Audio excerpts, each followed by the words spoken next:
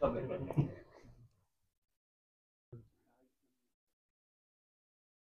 Namaste, Chirag Patel, Sandeep ji, Sumit ji, Nitin ji, Sunil ji और सुमित जी आ रहे हैं. Okay. So, are you comfortable with English or Hindi?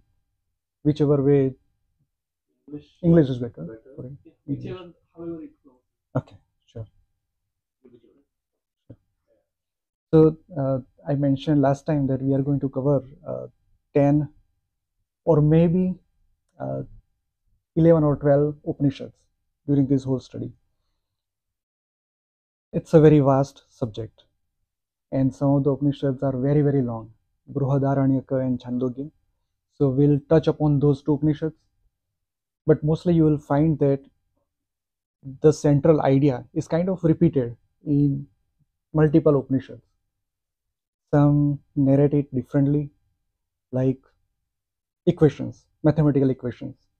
Some narrate like some small stories and then they expand the knowledge. So we'll start with Isha Upanishad. But first, some trivia. Actually, this book, I found that many of the books on Upanishads, it's mostly commentary style. So there is a shloka or mantra, they not translate in exact words, but depending upon their understanding, they kind of took bhavartha. That's how I call it. So they take the bhavartha and then explain it. Namaste. Sumit Sachin ji, sorry. So this book, this is by a lady. She lives in USA and she studied Sanskrit first, and then she translated these 10 Upanishads, being truthful to the original words without doing bhavartha.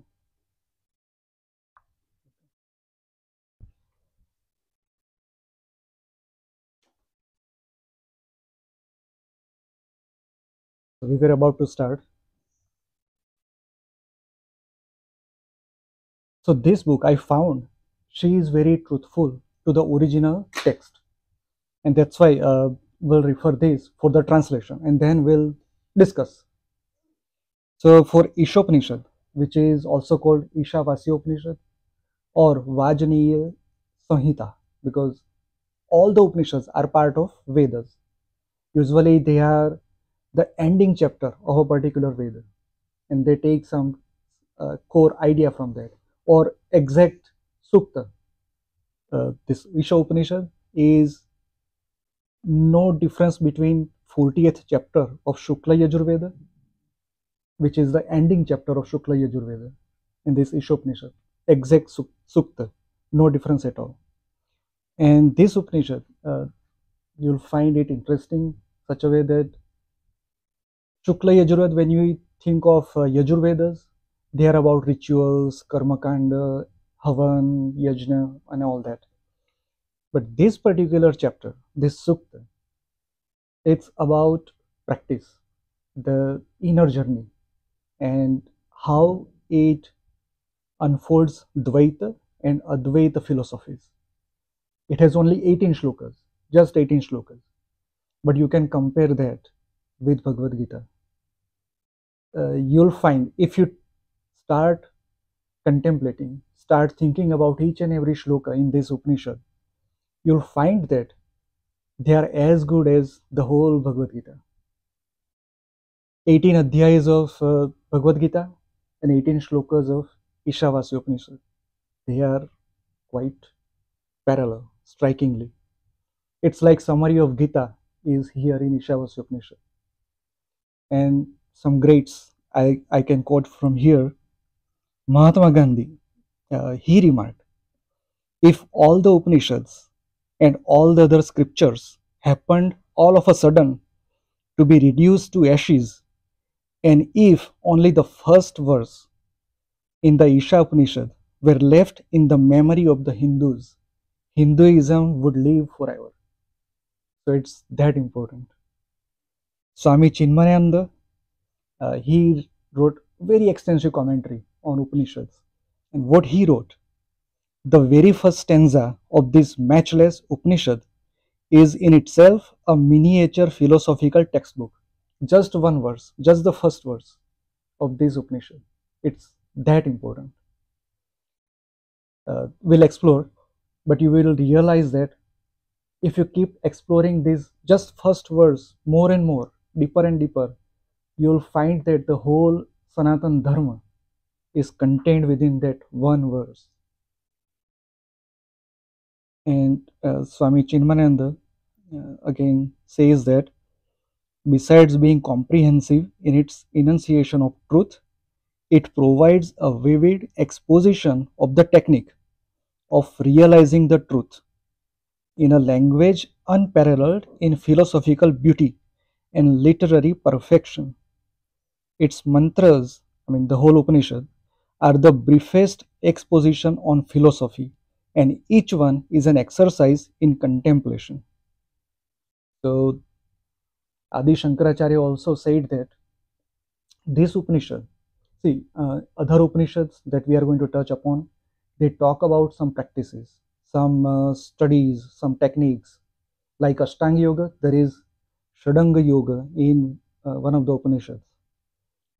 Many talk about mantras and how to chant and how to practice and all that. Uh, the Upanishads we are going to touch upon are more of philosophical in nature. So Adi Shankaracharya, when he talked about Isha Upanishad, he said, this is not about ritual, but about enlightenment. And rightly said, my own experience, uh, the very first verse, I can say with authenticity, my first hand experience, that it has the truth. And whatever we believe, whatever different practices, different paths we follow, they all lead to the same truth. And I have experienced that truth at two occasions. One time the experience stayed with me for 2.5 days. And one time, when I was at a hospital, my father-in-law was hospitalized, and I was just sitting next to him, and all of a sudden I thought, let me start reading Upanishads, and open the page and very first verse, Isha Upanishad. I started reading, and again that experience came back. So it is that profound. That's my first-hand experience. So we'll begin our journey.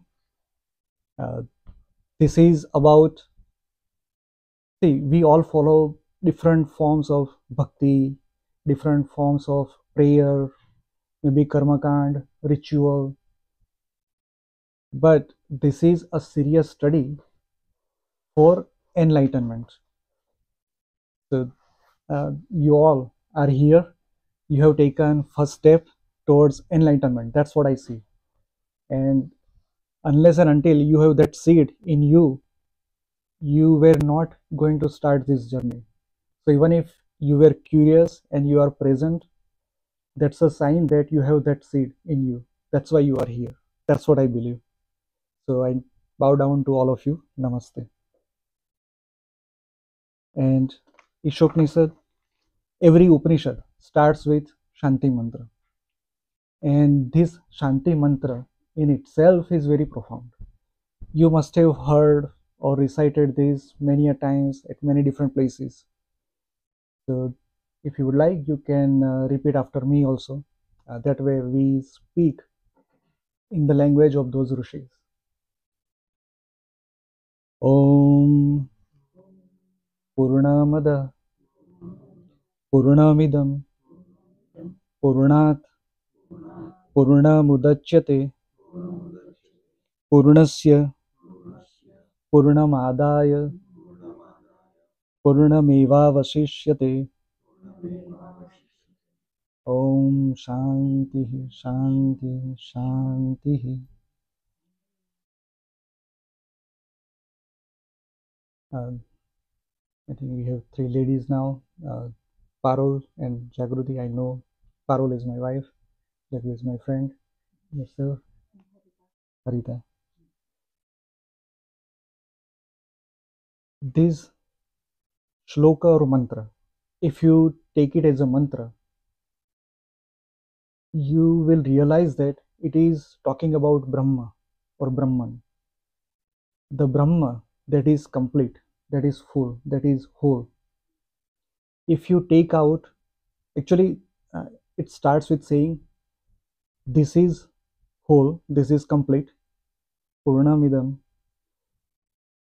that is also whole, that is also complete. So, what is this in this context? It is the world surrounding us that is complete, but that complete world came from that Brahma who is also complete, or is whole, or is infinite. You can also call that thing infinite because we cannot comprehend. What is Brahma? We cannot say. Krishna also said exactly like that in Bhagavad Gita.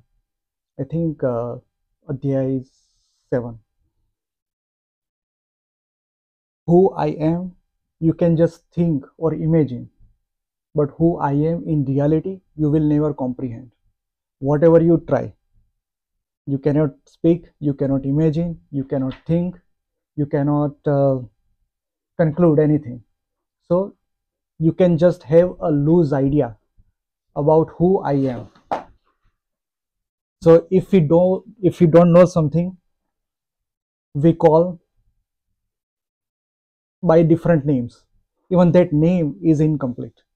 But here Rushi says that this is Purna, this is whole, this is complete. So Rushi went beyond our imagination. He said he or she, we don't know, is complete, is whole, is full. And this whole world, when we say world is also infinite.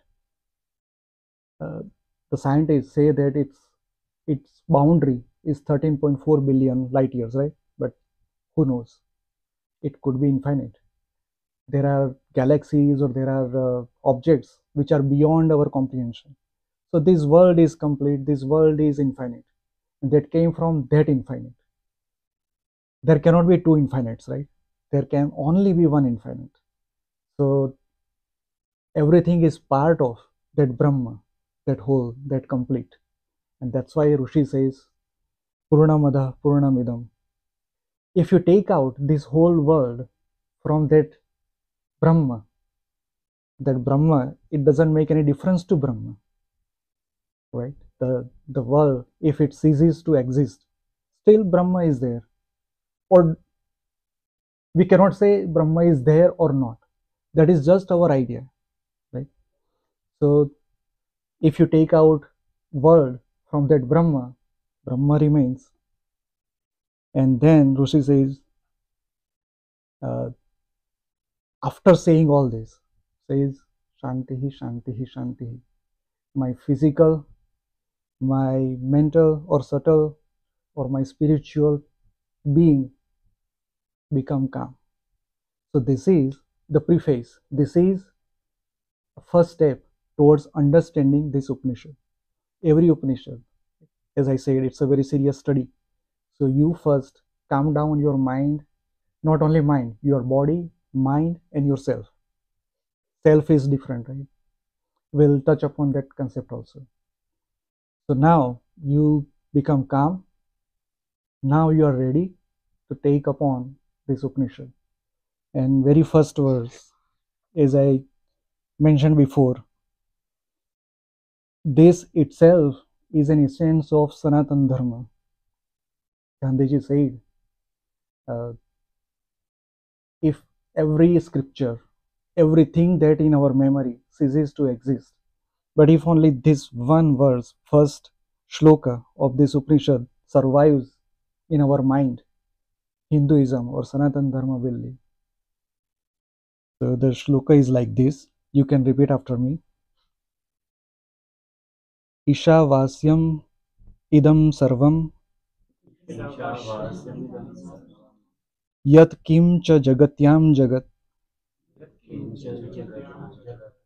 tena tyaktena bhunjitha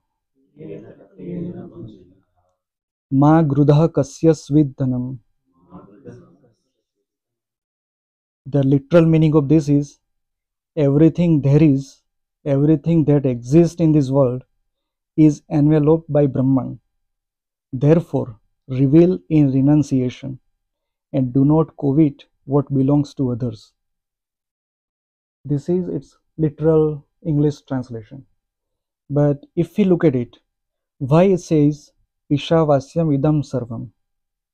This world is enveloped by Brahman. If you have studied Vedas, there is a Purusha Sukta in Rigveda. Uh, there might be repetitions in other Vedas also. But Purusha Sukta in Rigveda, it talks about Adi Purusha, Mool Purusha. And that Purusha, uh, the Veda says, it's four finger outside this world. So it's like something surrounding this world. And it's four finger, char angula, chaturth angula. It's that bigger than this world. And Rishi here says that the whole, everything is contained by that Brahma. You can imagine a coconut, right? Coconut, why it is important? Because it represents this shloka. This coconut, when it is dry, its outer layer contains something, the whole world within itself. And that middle part, actually there are three layers, right? The outer layer is very hard, very thick, hard to break. After that, the layer that comes, it's kind of soft. And then there is water. uh, Many places in the Upanishads you will see that when the world started, when it sprung from the seed, it was in the form of liquid, some kind of pravahi, apaha, they call it apaha. And that liquid is what the world was in its first state, and then it evolved into solid objects. So if you look at all these uh, examples, the coconut represents what the world is.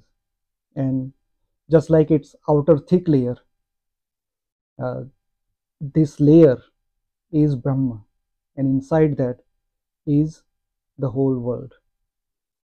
In Yoga Vasishta, when Rishi Vasishtha and Rama, he was explaining to Rama what the world is, he said something like this, that this world exists in the imagination of God.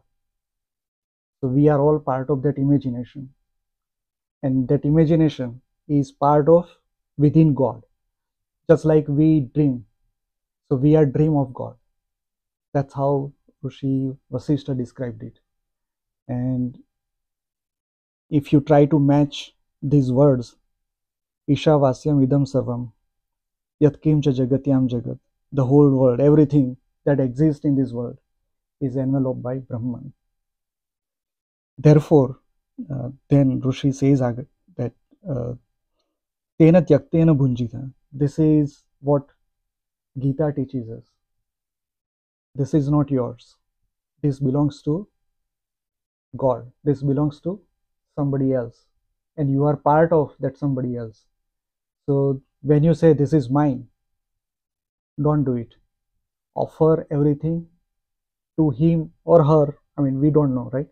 So offer everything to God and then use it. Tena tyaktena bhunjita. Ma grudha kasyasvid dhanam. So everything belongs to God. Offer everything to God and then use it. Then you will not be bound by it. And all the 18 chapters of Gita is contained in just one shlok like this. And that's why greats like we just saw, Mahatma Gandhi, Swami Chinmayananji, Adi Shankaracharya, they are in very much praise of this Upanishad. And this is first step towards enlightenment. Next shlok. Kurvannevehe karmani जिजीविषेच्छतं समाः एवं तयि Nanyathe asti na karma lipyate nare. So this is an extension to the first shloka. Should man desire to live for 100 years, he should live actively performing actions or duty. If it is your desire to live 100 years, remember there is no other way than this in which man escapes from the clinging of karma. So, tena tyaktena bhunjitha. Everything belongs to God, and we are just a tool or an instrument or imagination or dream of God. So, nothing belongs to us. When I say, I have this book is mine. In fact, I am just a holder or possessor of this book for a certain period of time, which is negligible in the whole cosmic scheme, right? So, why am I becoming so arrogant? Why am I becoming so self centered? I mean, it doesn't make any sense. That's how uh, one should live and live for 100 years. We say that, okay, at 68 or 65, I'm going to retire, and then maybe 5-10 years, I'll enjoy my life. But always, all the rishis of Vedas and Upanishads say that I have to live 100 years. Satam jivema sharadaha. You must see 100 sharada. You must live for 100 years. And why they say that? Because our body is an instrument. Body is kind of an engine, a tool. That tool is made to live for 100 years. If we do not live 100 years, we are doing injustice to what God has given to us. If you might have come across many a times that this body is considered as temple, a mandir for God. If God is residing within ourselves, and if we do not take care of this mandir for 100 years, uh, we are just misusing it. So we must live 100 years. We must strive to live for 100 years. But how? Do not assume anything belongs to you. Always offer everything come across you to God and then use it. Or keep fulfilling your duties. When we say karma is not only action, it's our duty. Duty to the self, duty to family, duty to your friends, relatives around you, and duty, no, duty to the whole world. So, whatever duties you think of, keep doing it without any expectation, without any result, expecting any result. Just offer everything to God and keep doing your duty. And that way, the karma will not bound you. Na karma lipyate nare. So karma is not going to bound you. And that's how one should live for 100 years. Now, the tone of this Isha Upanishad changes. Now it says, Asurya nama te loka andhena tamasa vrutaha tanste pretyabhi gachanti yeke chatma hano janaha. Literal translation is, it is indeed the blind, darkness covered world of evil that is attained by those people who disregard the self. Now, there are two important words used here. Asurya namate loka. Name of the loka is Asurya. And then in the next line, Tanste Prityabhi Gachanti. People who disregard the self. Self, when we say I is not self. Self is different from this body. It's different from the concept of I. It's something beyond which we do not know. We all have some idea, right? We read at many different places. We read that this is Atma and there is Paramatma and all that. This is Jiva and all that. But do we feel that? Do we experience that? We do not. We just keep repeating, keep saying, and many of us follow some different paths: Ashtanga Yoga, Bhakti, Gnan. People believe in karma.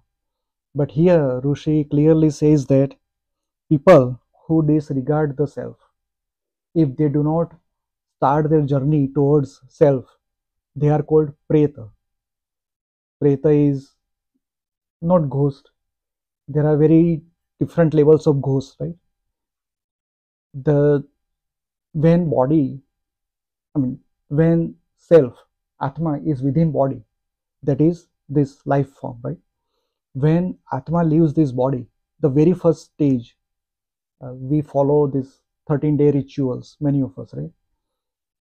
So during those 13 days, the state of that Atma is called Preta because it is covered with all the various uh, ideas it gathered during the lifetime.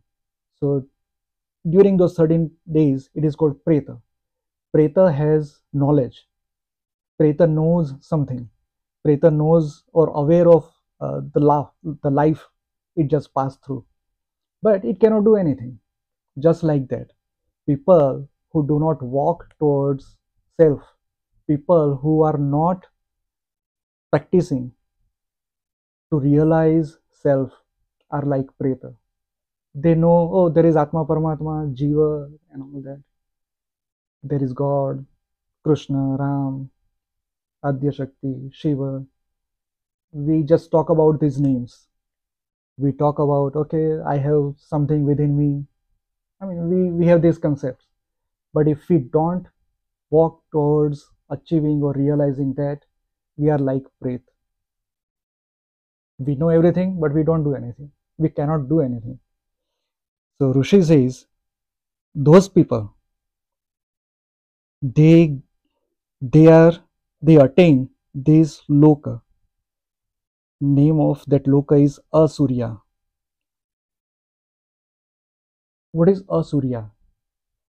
We know Surya, sun, and in this context, sun is God, Brahma, and Asurya means that which is not God, that which is not Brahma. That means it's the material world. That means if you live like a Pret, you will come back. That's Gita's philosophy, right? Janma, Mrityu, cycle, that chakra. So if you do not start your journey towards self, you are like a Pret and you will be in the locus of Asurya. You will come back to this material world. Next, the Rishi says, Aneja dekam manaso javiyo nainad आपनुवन पूर्व मर्षत तद्धावतो अन्यान्यन्येति तिष्ठन् तस्मिन्नो मातरिश्वा दधाति. The literal meaning, that self, the unmoving one, is quicker than the mind. Never indeed can it be reached by senses, for it is always ahead. In spite of standing still, it is the one that gives the wind of motion to the others who are running. Very important words here. When we say self, what is self? What is Atma? We have some idea. By maybe we have heard from other kathakars or rishis, or maybe we have read somewhere, or we have studied Gita, and we have some idea of Atma, that self. That self, here Rishi says that it's always going to be ahead of you. Now, what is you here? That is our mind. Because when I say I am Chirag, that is my awareness, my idea of being Chirag in this life. But when I want to know my real self, that self is always going to be ahead of me. I will never be able to catch it, even though that self is steady, stand still. That's what Rishi says. It is stand still, but it is so fast. It is always going to be ahead of you. Why Rishi says this? When we sit down in some practice, right? Pratyahar, Dharana, Dhyan, Samadhi. before that yam, niyam, asan, pranayam. So let's say we are sitting in Padmasan, Ardha Padmasan, Siddhasan, whatever you like, or Sukhasan. Everybody likes it. So if we are sitting in that, next step is Pratyahar, just uh, bring down all the senses, and Dharana, concentrate or think of concentrating on self, or think of catching self. But that again, your mind. Mind is illusory, right? It creates various visions. That vision could be of self, which you think, oh, I realized something, I feel good. That again is mind. If you feel something, it is not self, it is not Atma. It is always going to be ahead of you. But here there is a clue given by Rushi. It is like stand still. Rushi used this word Matarishva. Now, what is Matarishva? The literal uh, meaning is one that gives motion, one that is wind like and gives motion to everything. That is Matarishva.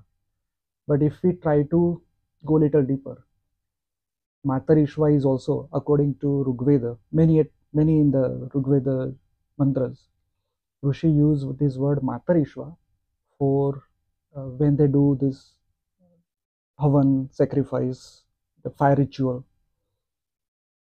At particular time, they call it Matarishva. When they ignite uh, using Arni Manthan, the fire comes to that altar, and at that time it is wavering. It has various flames, and then Rishi gives ahuti, various samidha and ghee and somras and all that. After that, it becomes steady, stand still, and there is a stick like a stick of fire kind of emerges in the middle. Only then it is called Matarishwa, and in one sense, it represents Shiva. If you recall these stories from Puranas, Narayana was in Yoga Nidra, and when it was time to create this universe, Brahma emerged from his, a lotus flower emerged from his navel, and Brahma came out of it. And then they both, Brahma and Narayana, saw a fire column, a big, giant, infinite column of fire. They went in different directions to figure out where the end is. They couldn't, and that is Shiva. So that Shiva is also Matarishwa. So here the Rishi gives us a clue. If you do dhyan or you do whatever practices you do, self is always going to be ahead of you. But you just go beyond catching all this. You stand still. You become like that fire, that Matarishwa, like Shiva, and then you will realize yourself.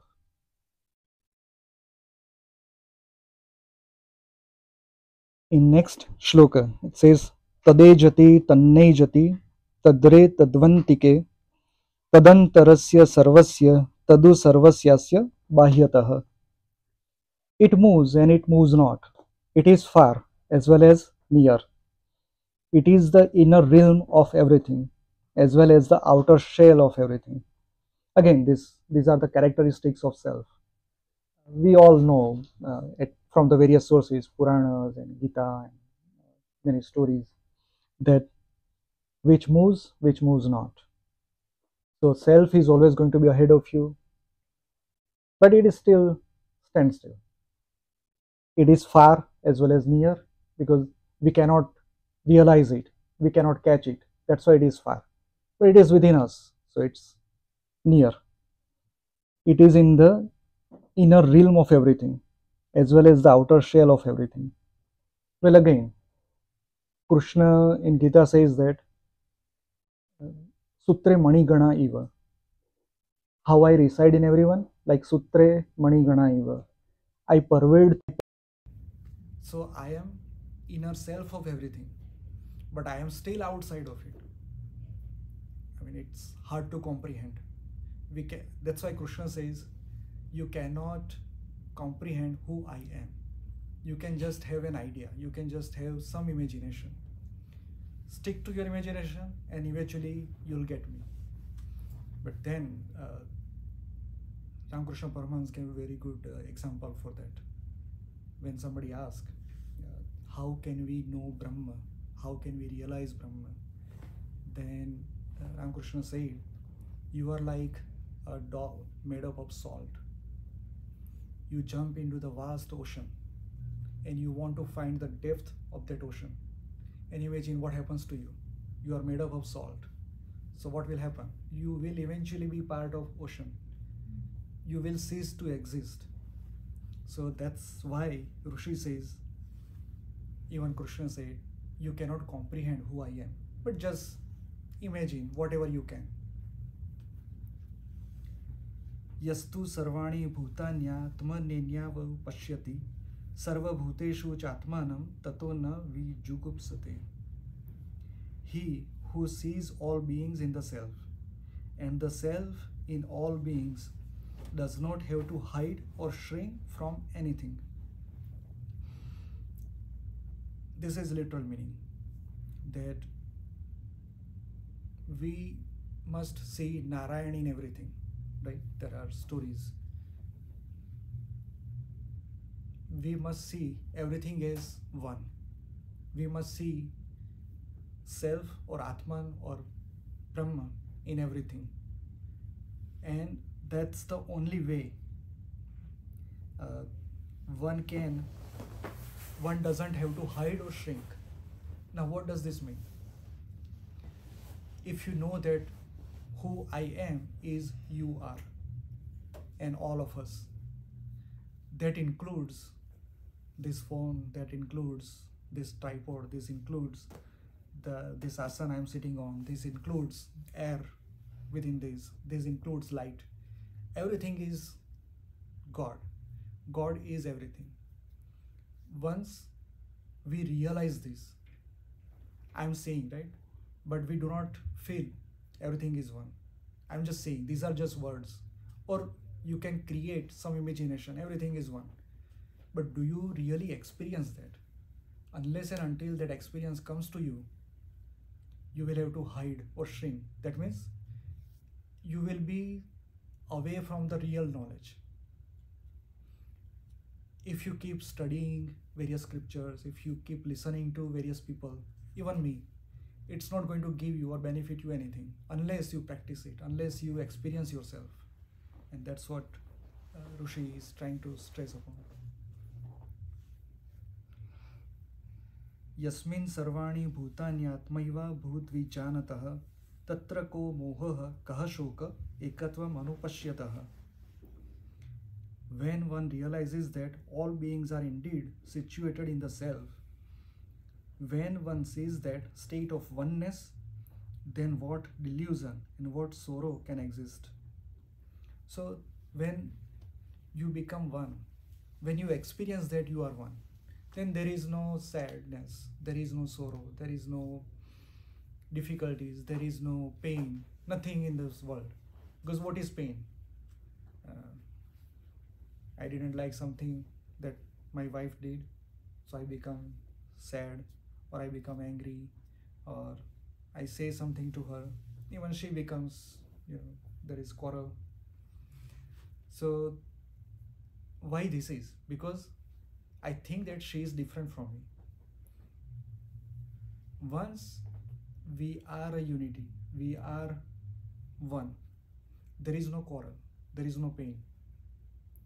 Because if I give her pain, that pain becomes me also. I also get that pain. Just like that, we are all, today we met, right, for the first time. I don't know you, you don't know me. But if I have that experience, I have that realization that you all are extension of me, then there is no pain, there is no quarrel amongst us. Because if I give you pain, that pain is ultimately coming to me. So unless and until I realize that we all are one.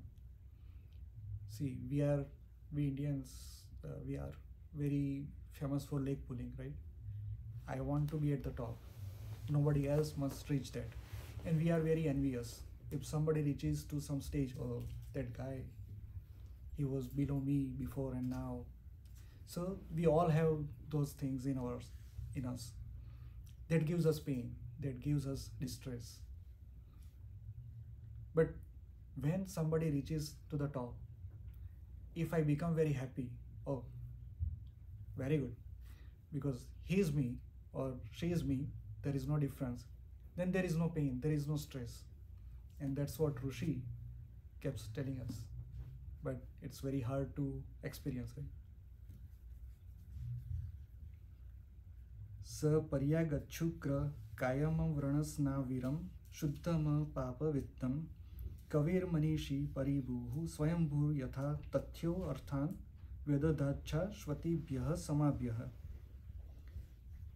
The literal meaning: he who pervades all is radiant, bodiless, without muscle, pure, untouched by evil.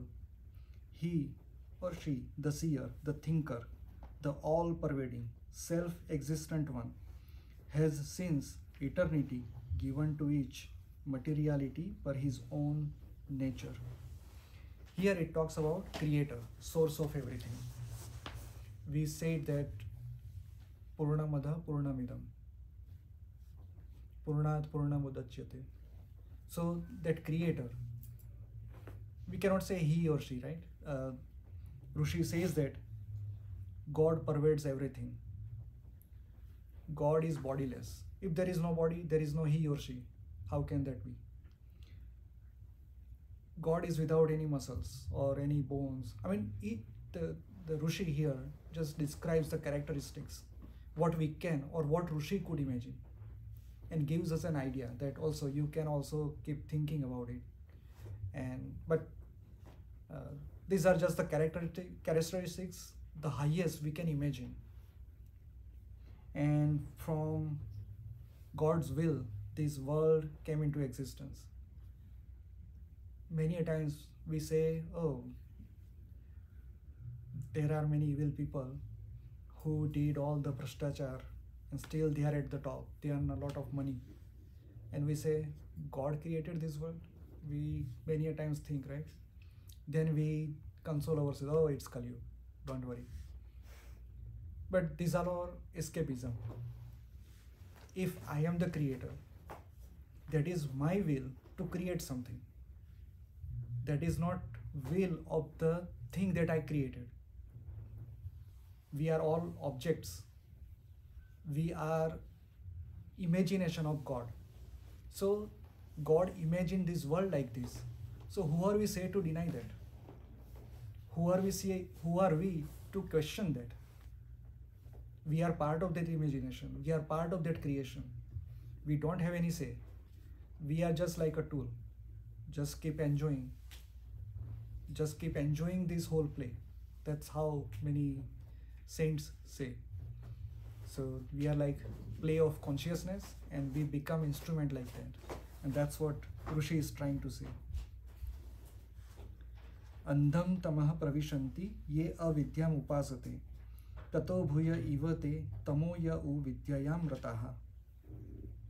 Now this is about into blind darkness they enter who are devoted to ignorance. But into even greater darkness they enter who take pleasure in knowledge. This is very interesting. We know people are ignorant and they don't get the truth. So they are living in blind and they are living in darkness. But Rishi here says people who study, people who has knowledge, they are even more darker place, much more darker place than the ignorant. Very interesting. If I am ignorant, I don't know what that is, then I have very limited idea, I have very limited vision. My darkness is small. When I study something, say I studied Gita 5 times, I studied Upanishads 10 times, I studied all the Vedas, then my darkness is even bigger. I extended my scope of darkness. So I should not be arrogant. Very great example is Ravan. He was the very well versed in all the Vedas. He was the epitome of being Vidwan, right, at his time. But he was arrogant. His darkness was covering the whole world. His ego was bigger than anybody else. That's why he had 10 times head, right? So exactly what Rishi says here. If you are ignorant, your darkness is limited. But if you know something, you increase your darkness. If you study more even, you keep incrementing your darkness. So don't be arrogant. Everything belongs to God. Sorry, I didn't understand why we will be why we're expanding. I mean, is it because more questions arise? That's why. No. The more you study, the more questions you get, or the more you study, you feel that you know more. You become proud, actually. Arrogant. You start becoming arrogant. And at one point, you start negating God. If you know everything, if you ask Albert Einstein, or if you ask Stephen Hawking, do you believe in God? No, there is nothing like God. Because he knows a lot. That's why he negates God. And that's the biggest darkness, bigger darkness than us. So let's say you study Gita, then you claim, oh, I know Krishna, I know God, I know all this. Come, talk to me. So you expanded your ego. So your darkness is bigger. Having more questions is good, but having more answers is bad. Expecting more. Expecting more answers is bad, yes, exactly. Right. Very true. Anya devahur vidyaya, anya dahura vidyaya. Iti shushruma dhiranam ye nastadvi chachakshire. What comes from knowledge is different, what comes from ignorance is different. They say, thus we have heard from the wise seers who have taught this to us. So, I mean, this is extension to the previous shloka. That what comes from ignorance is limited, it's different. What comes from knowledge, it's even different. You know 10 scriptures, so what you know is tenfold. Your darkness is tenfold, like that. So basically what Rishi says that reading is good, studying is good, but at the same time try to realize, try to implement, try to experience. That is more important than studying all these scriptures. Vidyam cha yastad vedo bhayam saha avidyaya mrutyum tirva vidyaya amrutam ashnute. He who realizes both knowledge and ignorance together transcends death through ignorance and attains immortality through knowledge. Now here Rishi praises knowledge, but how? There is a very subtle clue in this shloka.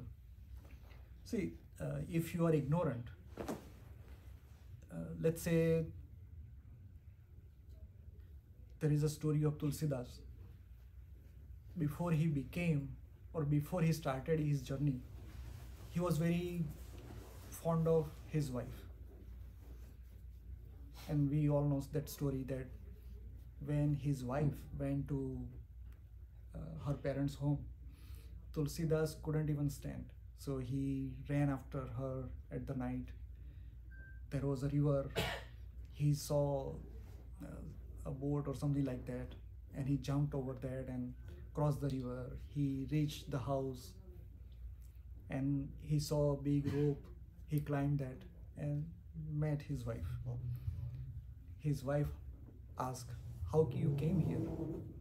It was all dark and it was rainy.